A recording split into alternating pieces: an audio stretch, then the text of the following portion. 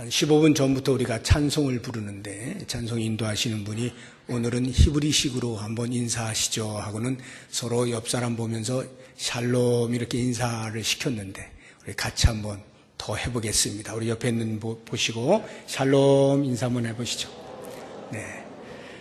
샬롬이 무슨 뜻인지는 아시나요?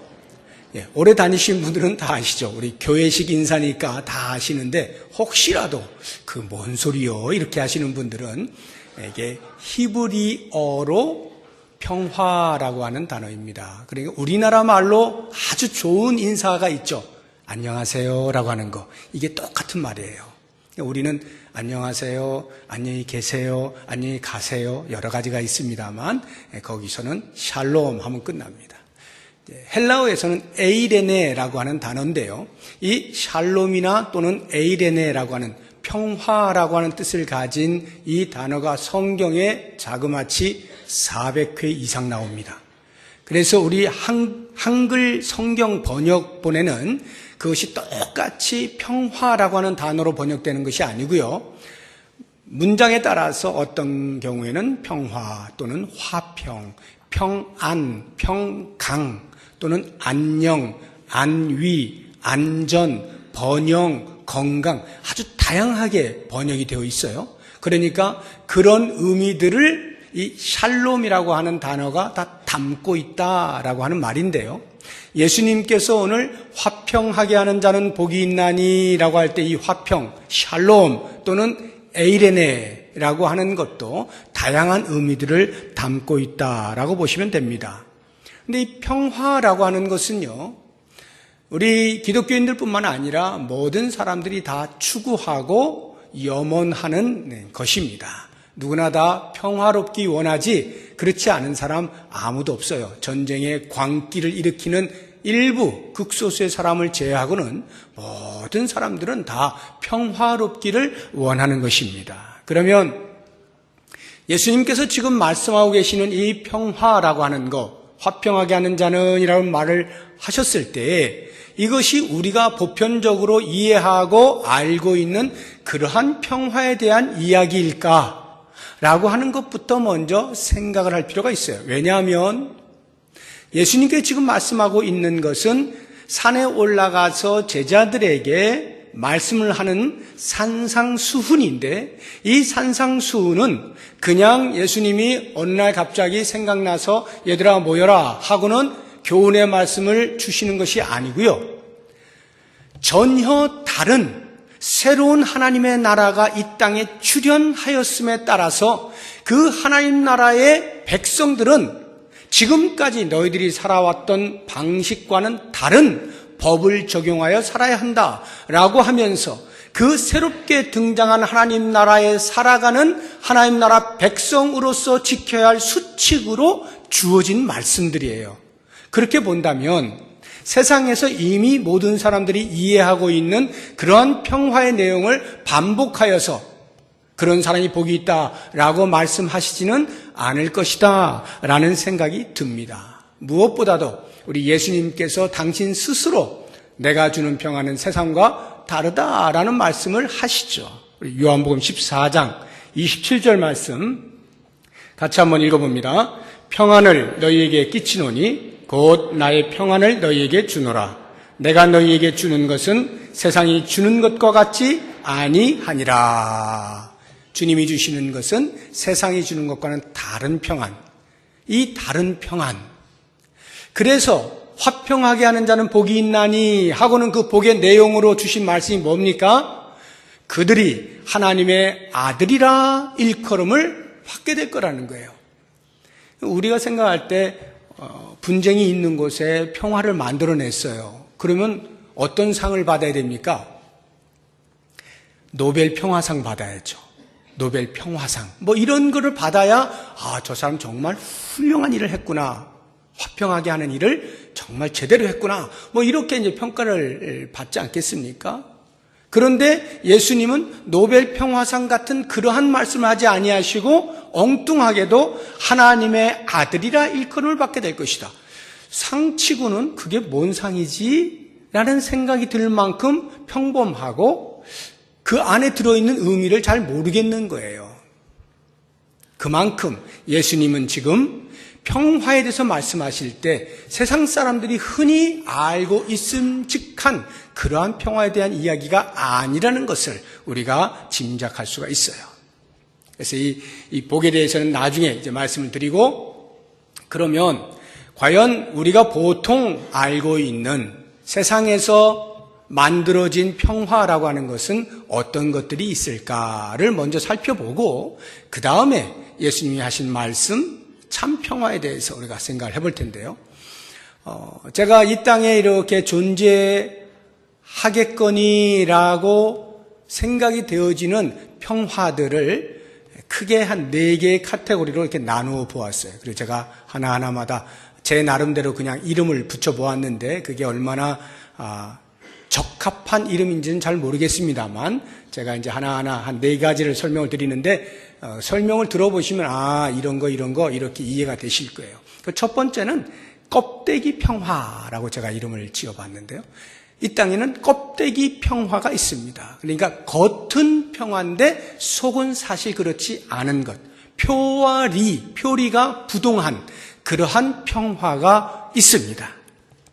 우리 과일을 이렇게 비싼 돈을 주고 사서 먹는데, 사가지고 집에 와서 겉에 멀쩡한 과일이었는데 집에서 먹으려고 잘라보니까 그 안이 다 썩어 있는 경우가 가끔 있죠. 뭐 복숭아 같은 거, 또는 뭐 사과, 뭐 이런 거, 겉은 멀쩡한데 속이 썩어 있는 이런 과일들이 있어요. 겉과 속이 다른 거죠. 영어식 표현에 이런 표현이 있습니다. under the carpet이라고 하는 그 문구가 있어요. under the carpet. under라고 하는 게 뭐뭐 아래, 카펫, 양탄자, 카펫, 집에 카펫 깔고 계신 분 계십니까? 카펫 위에 이제 먼지가 많으니까 진공청소기로 청소를 많이 하잖아요. 그러면 깨끗해지잖아요. 근데 사실 알고 보면 그 카펫 밑에는 더러운 게 많아요. 근데 카펫까지 다 드러내서 막 청소하는 사람은 많지 않아요. 1년에 몇 차례밖에 안 할 거예요. 그러니까 평소에 보면 카펫 밑에 더러운 게 많습니다. 특별히 우리나라는 좀 덜합니다만 외국 같은 경우는 전부 카펫 문화거든요. 집이 다 카펫이에요. 그러니까 그 카펫 밑에 온갖 더러운 것들이 다 있어요. 그것을 아는 그들이 그런 문구를 만들어낸 거예요. under the carpet. 그래서 그 뜻이 겉은 화려하고 반짝반짝거리고 깨끗해 보이는데 사실 속은 더러운 거. 이러한 것을 under the carpet이라 이렇게 표현을 합니다. 우리도 신방 간다 그러면 이제 야 교회에서 신방 온대 그러면 이제 정신없이 막 집을 치우지 않습니까? 그럼 다 어디로 가요? 장롱 속에 일단 막 다 집어넣고 보잖아요. 그리고 문을 다 걸어 잠그고 절대로 들어가시면 안 됩니다. 장롱 여시면 안 됩니다. 이러시는 분들 계시거든요. 제가 다 알죠. 왜 그런지. 열면 큰일 나는 막 쏟아져 내려오는 거예요. 막. 그러니까 겉은 깨끗한데 속은 정신없는 거. 이러한 껍데기 평화가 있다라고 하는 것입니다. 성경에 보면 이런 껍데기 평화에 대해서 열렬히 외쳤던 사람들이 있어요. 남유다가 BC 586년에 바벨론에 완전히 멸망을 당합니다. 그런데 딱 한 번의 침공에 의해서 멸망을 당한 게 아니고요. 3차례. BC 605년, BC 597년, 그리고 BC 586년에 최종적으로 완전히 멸망을 당하거든요. 두 번째 BC 597년에 침공을 당해서 포로가 일부 끌려갑니다. 1차 침공 때 끌려갔던 BC 605년에 끌려갔던 사람들의 대표적인 사람이 다니엘과 세 친구예요. 두 번째 BC 597년에 끌려간 사람 중에 대표적인 사람이 에스겔 선지자입니다. 이 에스겔 선지자가 BC 597년에 바벨론으로 끌려가서 그곳에서 선지자로서의 역할을 하는데 글을 쓰는 게 그 에스겔서거든요. 하나님께서 주시는 말씀을 받아서 쭉 쓰는데요. 아직 완전히 멸망하기까지는 11년이라고 하는 기간이 남아있어요. 그러니까 그 시간 사이에 쓰는데 그 내용 가운데 이런 말이 있습니다. 에스겔서 13장 10절 말씀. 우리 같이 읽어봅니다. 13장 시작. 이렇게 칠 것은 그들이 내 백성을 유혹하여 평강이 없으나 평강이 있다 함이라. 어떤 사람이 담을 쌓을 때에 그들이 회치를 하는도다. 여기 이렇게 칠 것은 이라는 말은 그 앞에를 보시면 이제 금방 이해가 되는데, 거짓 선지자들이 백성들에게 평강이다, 평강이다 이야기하는 거예요. 실제로 11년만 있으면 나라는 망하는 겁니다. 이미 2차례나 외적의 침입을 받아가지고 휘청거리고 있는 때예요. 그런데도 불구하고 거짓 선지자들이 백성들을 편안하게 해준다고 평강이다, 평강이다, 아무 일도 없어, 걱정하지 마, 이렇게 하고 있다는 거예요. 그런 사람들을 하나님께서 치겠다는 거예요. 평강이 없는데 평강이라고 외치고 있는 그들의 가증스러움을 심판하시겠다는 거예요. 그래서 어떤 사람이 담을 쌓을 때에 회치를 하는도다 이렇게 돼 있었잖아요. 이게 무슨 말이냐면, 담을 이제 벽돌을 이렇게 쌓아간다고 생각해 보세요. 그런데 대충 쌓는 거예요. 꼼꼼하게 빈틈없이 쫙 쌓아 올라가는 게 아니라 대충 설렁설렁설렁 그렇게 쌓아 올려요. 그러면 틈이 많이 생기겠죠. 그것을 회라고 하는 페인트 칠을 열심히 해가지고 틈이 안 보이게 만드는 거예요. 그러면 밖에서 보면 멀쩡한 담처럼 보이는 거죠. 근데 사실은요, 여우가 올라가도 와르르 무너질 만큼 그러한 위험한 담벼락이죠. 그런데도 불구하고 평강이다, 평강이다 이렇게 말하는 거짓 선지자들이 있었다라고 하는 것입니다. 우리나라에도 건물 무너진 잊지 못할 사건이 있었죠. 삼풍백화점이라고 하는 백화점이 위에서부터 아래로 수직으로 쭉 이렇게 무너진 전대미문의 사건이 있었습니다. 그런데 그 당시에 과연 어느 누구 한 사람이 이 삼풍백화점 무너진다라고 또는 무너질 거야 라고 생각을 했을까요? 아마 없을 거예요. 왜? 겉으로 너무나 휘황찬란한 조명 아래, 낮인지 밤인지 알 수 없을 만큼 그렇게 휘황찬란한 조명 아래 각종 물품들이 여기저기 코너에서 열심히 많은 사람들이 와서 그것을 사면서 기뻐하고 즐거워하고 야 좋다 이러고 있었던 거 아닙니까? 거기에 과연 건물이 균열이 가서 무너질 거라고 누가 생각을 했겠어요? 겉으로 평화다 평화다라고 외치는데 사실은 곧 멸망을 당할 그러한 위기 속에 있는 이스라엘 백성들, 그 속에서 거짓 선지자들이 그렇게 큰 소리로 외친 거예요. 평화다 평화다. 이게 껍데기 평화다라고 하는 것입니다. 이 땅에 이런 평화들이 있어요. 우리 가정 가운데 부부 관계를 한번 보십시오. 부부 관계 밖에서 보면은 그보다 더 인고 부부가 없어. 그런데 집에 들어가면 아예 각방 쓰는 그런 사람들이 있습니다. 혹시 마음 찔리시는 분들, 제가 알고 하는 말 아니니까 이렇게 걱정하지 마세요. 저는 아무것도 몰라요. 그런데 그런 사람 분명히 있을 거예요. 대외적으로는 좋은 관계를 유지하는 부부처럼 사는데 실제로는 심각한 분들 있습니다. 연예인들 가운데 그런 사람 많잖아요. 그래서 이렇게 카메라 받을 때 더없이 행복한 그러한 표정을 하고 있는데 그 다음날 보니까 이혼했다고 기사가 나오는 이런 예들이 있잖아요. 이게 바로 껍데기 평화라고 하는 것입니다. 두 번째, 이 세상이 주는 평화 중에 착각 평화라는 게 있어요. 착각 평화. 다 제가 그냥 만든 말이니까 이해하시면 됩니다. 착각 평화라고 하는 것은 세상이 이게 평화입니다라고 내놓은 상품들이 있는데 그거를 덥석덥석 문다는 거예요. 야, 그래? 그게 평화야? 하고 착각하게 만드는 거. 대표적으로 돈이 있죠. 돈. 물질은 우리로 하여금 착각을 하게 만들 만큼 위력이 있어요. 돈만 있으면 행복해. 돈만 있으면 평화롭게 살 수 있을 거야. 실제로 지금도 그 돈이 없어서 힘들게 사시는 분들은 진짜 그런 소원이 있을 거예요. 내가 조금만 돈이 있어도 내가 지금보다 나은 삶을 살 텐데, 좀 걱정 없이 살 텐데 라고 하는 그러한 마음 가지실 거예요. 제가 그런 마음에 충분히 마음의 동의가 되지만, 그러나 돈이 있다는 것이 평화를 보장해 주는 것은 아니다라는 거예요. 이 부분에 있어서 착각을 한 인물이 있죠. 예수님의 비유 가운데 등장하는 어리석은 부자, 누가복음 12장에 등장하고 있는 그 어리석은 부자가 한 해에 소출이 너무 많아지니까 어찌할 줄 모르고, 야, 곡간을 크게 지어가지고 어떻게 이걸 쌓아놓고 어떻게 살지 하면서 너무 신나가지고 이런 상상을 펼치는 거예요. 누가복음 12장 19절 말씀 같이 읽어봅니다. 또 내가 내 영혼에게 이르되, 영혼아, 여러 해 쓸 물건을 많이 쌓아두었으니 평안히 쉬고 먹고 마시고 즐거워하자. 많이 쌓아두면 그것이 자신에게 평화로 다가온다라고 착각을 하는 거예요. 그런데 예수님께서 그 비유 속에 뭐라 그러셔요?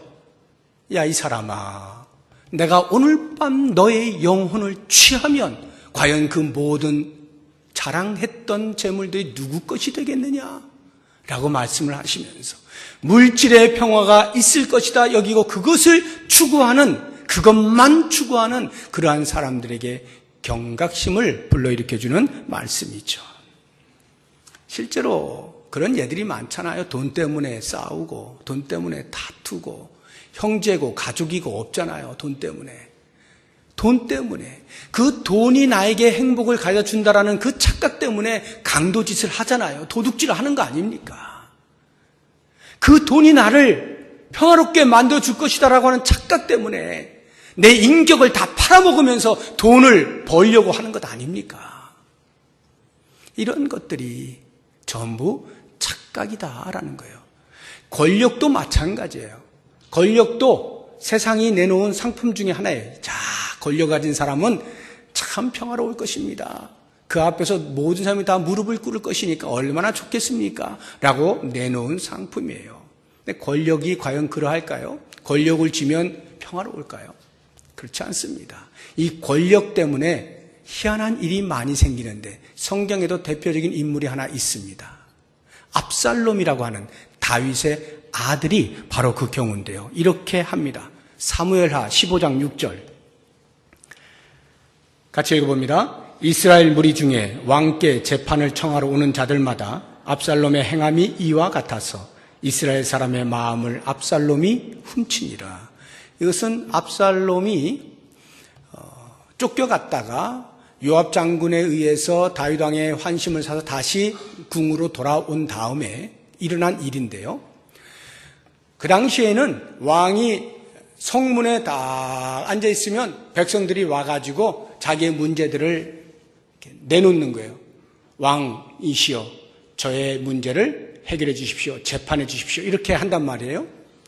그러면 그것이 당연히 왕이 그 일을 해야 되는 거예요. 일의 문제가 아니라 왕이 백성들을 돌볼 책임이 있다 이 말이에요. 그런데 그것을 아들인 압살롬이 권력에 욕심이 들은 거예요. 내가 아버지 대신 저 왕의 자리에 앉고 싶다라고 하는 유혹에 빠져버렸어요. 그래서 미리 작업을 하는데 어떤 작업이냐? 성문에 일찍 갑니다. 그래가지고는 백성들이 문제를 들고 왕을 찾아가려고 하면 이리 오세요, 이리 오세요. 제가 해결해 드릴게요. 하고는 그 문제들을 자기가 다 상담받고 자기가 재판을 해서 그것을 이 성경 기자가 뭐라고 표현했어요? 압살롬이 백성들의 마음을 어떻게 했다? 훔쳤다고요. 다윗이 가져야 할, 아버지가 가져야 할 그것을 아들이 권력 때문에 훔치는 거예요. 아버지고 아들이고 없는 거죠. 권력의 맛을 들이면 친구고 우정이고 뭐 아무것도 없습니다. 오직 그 권력을 유지하는 것에 혈안이 될 뿐이에요. 과연 거기에 평화가 있을까요? 권력을 유지하기 위해 더 높은 권력 가운데 있는 사람에게 아부해야 되겠죠? 로비해야 되겠죠? 잘 보여야 되죠? 내가 그렇게 해서 권력을 차지했는데 그냥 대충 지날 수는 없으니까 내 권력 밑에 있는 사람들에게 자랑해야 되겠죠? 우월감을 나타내야 되겠죠? 좀 억압하면서 갑질을 해야 되겠죠?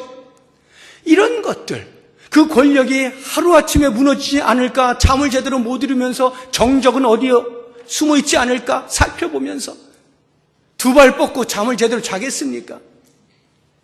평화라고 하는 것을 찾아보기 어려워요. 젊은 사람들에게 있어서 세상이 내놓은 기가 막힌 평화의 상품이 있어요. 그게 인기라고 하는 겁니다. 인기. 그래서 학생들 붙잡아다가 물어보면요. 미래에 뭐 되고 싶니? 잘 모르겠는데요. 연예인. 이래요. 연예인 되고 싶다는 거죠. 워낙이 인기 있는 사람들에 대해서 자기도 와 하니까 그 자리에 자기가 있으면 좋겠다라는 생각을 하는 거예요. 인기가 많은 사람은 좋겠구나 라는 생각을 하는 거죠. 과연 좋을까요? 제가 물론 거기에 그 자리에 있어 보지는 않았습니다만 상상을 해보면 정말 피곤할 것 같아요. 인기를 누리는 자리에 있기까지의 그 과정, 비하인드 스토리, 뒤에서 일어나는 일들, 얼마나 비글비글한 것들이 많겠습니까? 바로 그것 때문에 미투라고 하는 운동이 일어나는 거잖아요. 미투 운동에 다른 데 있나요? 다 그런 거 하는 과정 속에서 먹이사슬처럼 이렇게 얽히고 설켜가지고 일어나는 일들 아닙니까? 또 스토커는 밤낮 없이 전화하죠. 쫓아다니죠. 피곤합니다. 공항 가면 공항 패션 해가지고 입고 다 손 흔들어주고 카메라 앞에서 멋진 척 하지만 그 사람들 피곤해서 잠도 제대로 못 자는 사람들이에요. 그거 분바르고 해가지고 가리는 거죠. 인기가 있으면 내 마음의 근심과 걱정이 사라질 것이다 라고 하는 것은 전부 착각이다 라고 하는 것입니다. 가장 무서운 것 중에 하나, 마약입니다. 마약. 우리나라가 얼마 전까지만 해도 마약으로부터 청정지구였습니다. 청정국가였어요. 마약이 감히 침투에 들어오지 못하는 아주 극소수의 사람들만. 그런데 요즘은요, 서민들이 어렵지 않게 구할 수 있다 그래요. 그 마약의 특징이 뭡니까? 환각이잖아요. 내가 근심과 걱정이 많은데 마약을 하고 나면은 그냥 평안한 거예요. 좋다. 이 자리에 계신 분들이 이게 뭔 소리야 하시겠지만 바로 옆에서 그런 일들이 얼마든지 일어나고요. 또 우리 가운데서도 마약은 아니지만 유사한 거 있죠? 알코올, 술로 환각을 하는 그런 경우도 없지 않습니다. 이러한 것들은 전부 다 착각을 불러일으키는 그러한 평화들에 불과한 것이죠. 세 번째로 제가 분류한 것 중에 일회용 평화라고 하는 게 있어요. 일회용. 이것은 협상 테이블을 보시면 금방 이해가 됩니다. 우리나라에 이제 노사 간의 분쟁이 자주 일어나잖아요. 그러면 이제 머리띠 두르고 이제 노조에서는 열심히 자기들의 의견, 자기들이 주장하는 바를 관철하려고 애를 쓰고 또 회사 측에서는 어떻게든지 그것을 막아서 최소화하려고 또 애를 쓰고 이러다가 일주일 지나고 한 달 지나고 파업하고 이런 일이 생기죠. 그러면 더 이상 손해를 보면 안 되겠으니까 협상 테이블에 등장을 합니다. 그래서 회사 측, 노조 측 대표들 앉아가지고 열심히 하면 또 한 번에 다 안 끝나죠. 수없이 많이 하다가 결정적으로 딱 타결을 봅니다.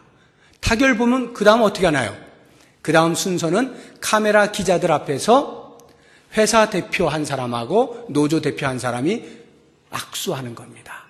웃으면서 타결이 되었다고, 평화협정이 되었다고. 그래서 좀 더 감정 표현을 잘하는 사람들은 포옹을 합니다. 탁 포옹하고 이제 우리는 평화를 유지하게 되었노라.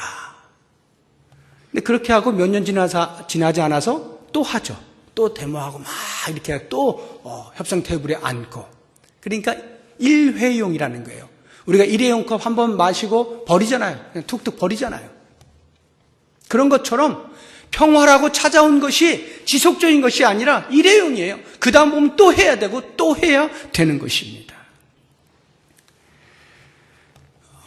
반복되는 평화.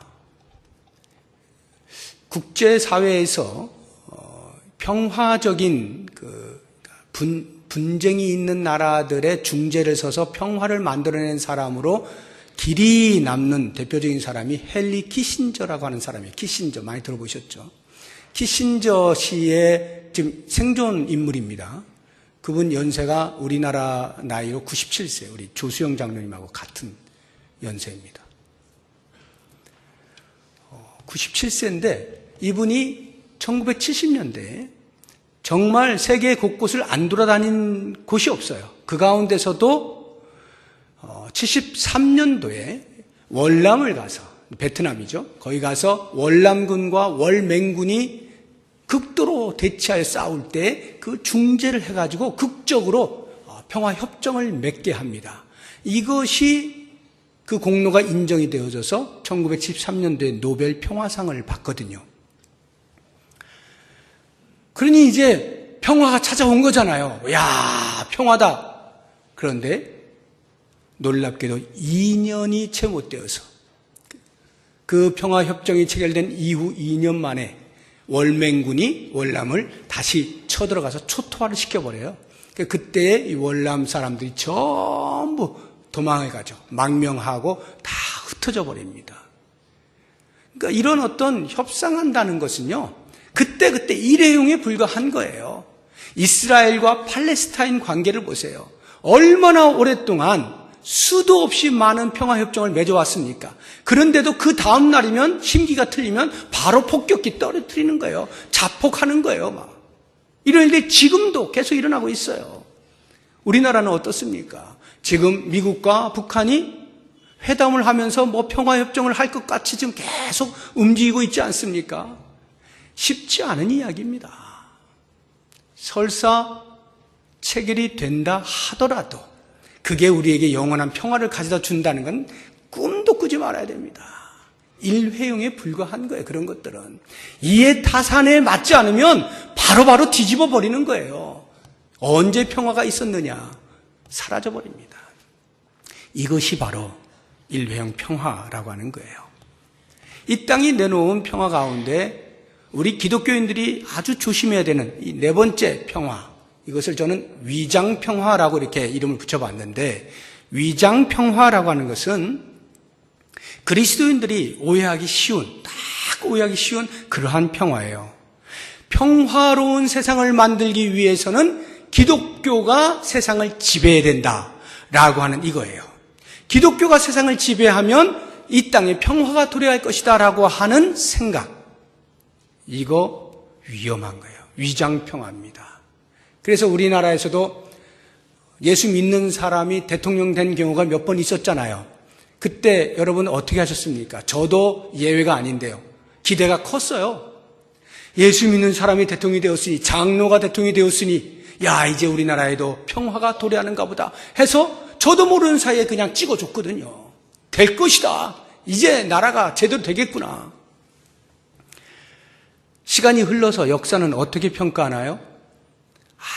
아주 좋게 봐주면 그다지 긍정적이지 않았다. 요 정도. 그냥 액면 그대로 평가하자면 실패작이다. 이렇게 평가하고 있지 않습니까?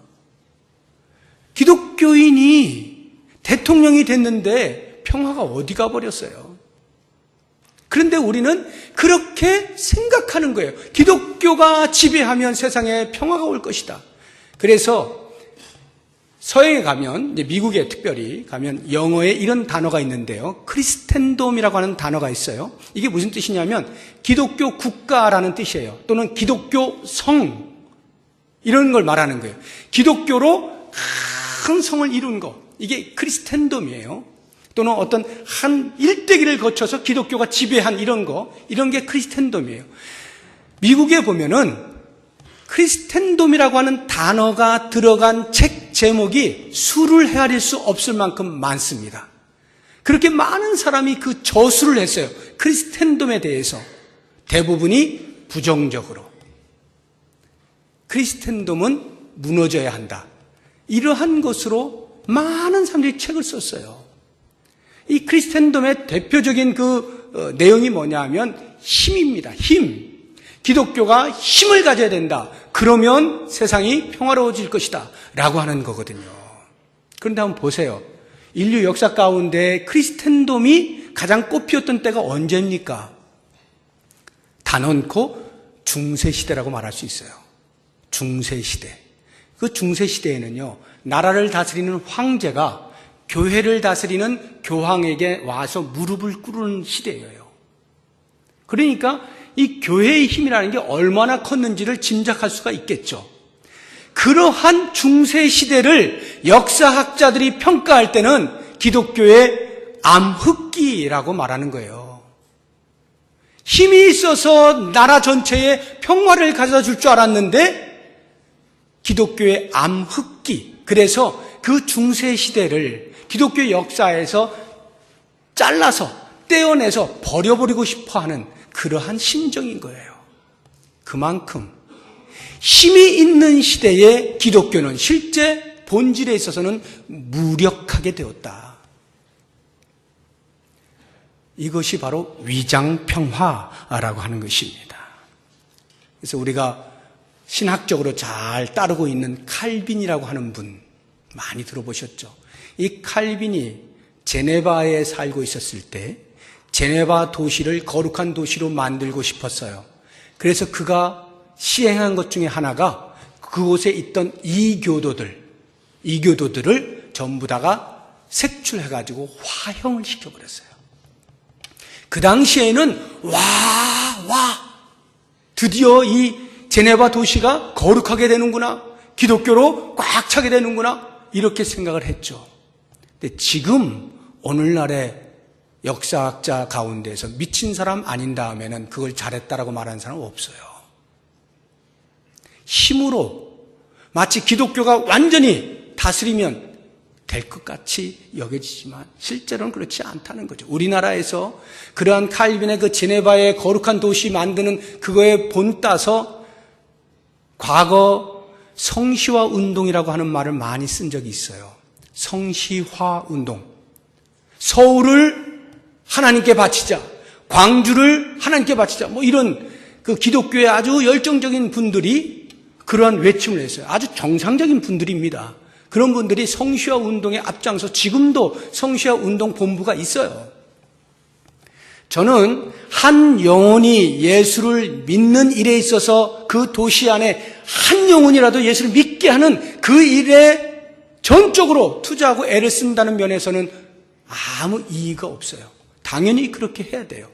그런데 만약에 그 성시화 운동이라는 말이 정치적인 관점에서 또는 힘의 논리에서 결탁이 되어진 그러한 것이라고 한다면 오늘이라도 당장 문을 닫아야 되는 거예요. 그런 거는 없어야 되는 거예요. 힘이 있다 하여서 기독교가 평화를 만들어낼 수 있느냐? 그렇지 않다라고 하는 것입니다. 그러면 도대체 왜 이 세상은 이와 같은 진정한 평화가 아닌 평화들이 난무하고 있는가? 이유가 있습니다. 참 평화를 찾을 길이 없기 때문에 그래요. 그러니까 비슷한 것들을 자꾸 잡으려고 하니까 엉뚱한 것을 잡게 되는 것입니다. 참 평화는요, 거기에 나오지 않습니다. 오직 하나님께로부터만 와요. 참 평화는 하나님께로부터만 와요. 그래서 성경에서 하나님을 표현할 때 여러 가지 많은 형용사들이 있지만 그 가운데 하나가 평강의 하나님입니다. 평강의 하나님. 이러한 표현들을 성경에서 많이 쓰고 있는 대표적으로 한 절만 찾아봅니다. 로마서 15장 33절. 같이 읽어봅니다. 평강의 하나님께서 너희 모든 사람과 함께 계실지어다. 아멘. 데살로니가전서 5장 23절, 히브리서 10장 13장 20절 이런 데 똑같이 평강의 하나님, 빌립보서에서 나오고요.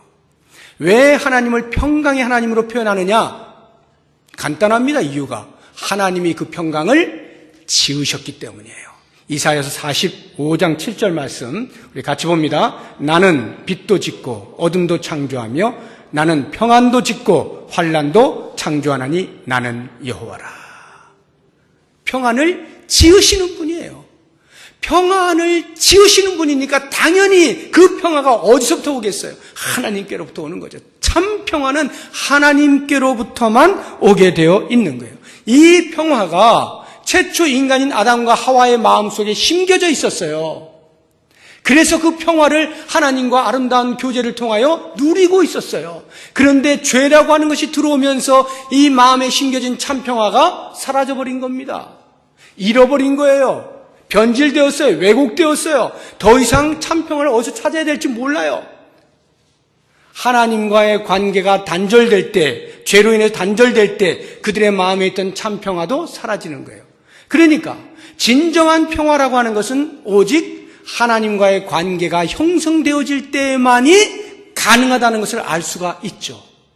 하나님과의 관계가 되어 있을 때만 참 평화가 있어요. 그것이 깨지면 평화도 같이 깨지는 거예요. 우리는 그 평화를 누리지 못한 채 지금까지 살아왔어요. 그런데 하나님께서 예수 그리스도를 통하여 그 평화를 회복시켜 주시잖아요.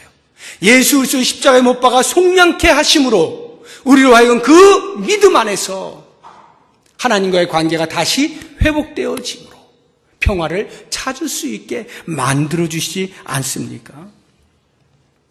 사도 바울이 이렇게 고백을 하는 거예요. 고린도후서 5장 18절 앞부분 반 정도만 같이 읽어봅니다. 모든 것이 하나님께로서 났으며 그가 그리스도로 말미암아 우리를 자기와 화목하게 하시고, 하나님께서 그리스도로 말미암아 당신과 우리를 화목하게, 그러니까 하나님과 우리가 화목하게 되어진 매개체가 뭐라고요? 예수 그리스도시다 이 말이에요. 19절도 동일한 말이에요. 고린도서 5장 19절 앞부분만 시작. 곧 하나님께서 그리스도 안에 계시사 세상을 자기와 화목하게 하시며, 그리스도 안에 계셔서 세상을 당신과 화목하게 만드셨대요. 그러니까 그리스도의 십자가를 통하여서, 속량이라고 하는 것을 통하여 하나님이 인간에게 있는 모든 죄를 없다 여기시고 다시 화목하게 하셨다라고 하는 것입니다. 그렇다고 하면 이렇게 하나님과 화목하게 되어진, 그리스도로 말미암아 화목하게 되어진 우리가 과연 그것으로 끝나느냐? 그렇지 않아요. 이제 그 다음이 중요한 거죠. 오늘 예수님의 말씀이 바로 그거 아니에요? 화목하게 하는 자는 복이 있나니. 하나님과 화목하게 되었어요, 내가.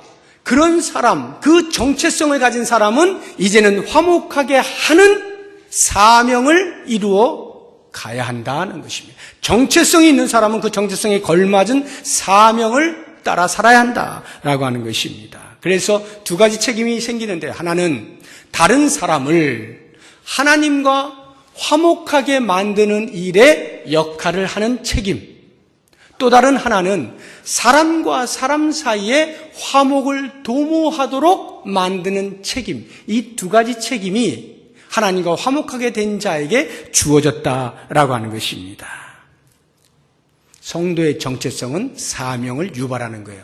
다시 방금 전에 보았던 고린도서 5장 18절 뒷부분을 읽어보겠습니다. 또 우리에게 화목하게 하는 직분을 주셨나니. 그렇죠. 19절도 보세요. 고린도서 5장 19절 뒷부분, 그들의 죄를 그들에게 돌리지 아니하시고 화목하게 하는 말씀을 우리에게 부탁하셨느니라. 화목하게 만들어 주신 다음에는 너희들도 이제 화목하게 하는 직분을 받았으니 그 일을 좀 감당해다오라고 하는 것입니다. 그러면 하나님과 다른 사람을 화목하게 하는 그 직분이 뭐예요? 전도죠, 전도. 우리가 직접 하나님과 어떤 사람을 화목하게 만들 힘이 있지는 않아요. 우리는 예수님만이 하실 수 있어요. 그러나 우리가 할 수 있는 건 뭡니까? 그 예수님을 소개하는 거죠. 그 예수님을 소개하는 거예요. 예수를 믿으면 이렇게 됩니다. 이게 전도예요. 화목하게 하는 자는 복이 있나니, 전도하는 자는 복이 있나니, 같은 말이잖아요. 그런데도 전도하는 일에 아무런 관심이 없다면 하나님 나라의 백성으로서 문제가 있는 것 아니겠습니까? 생각을 해봐야 됩니다. 그 두 번째, 사람과 사람 사이의 관계를 화평하게 만드는 책임이 있다라고 할 때, 이 부분에 있어서 가만히 생각해 보십시오. 내가 하나님과 화평하게 되었어요. 그래서 그것이 자동적으로 다른 사람과 다른 사람 사이에 화평을 이루어내게 할 수 있는 능력을 부여받은 것은 아닙니다. 하나님과 내가 화평하게 된 것은 법적인 문제예요. 예수 그리스도로 말미암아서 의롭게 여겨짐을 받은 거예요. 법적인 문제예요.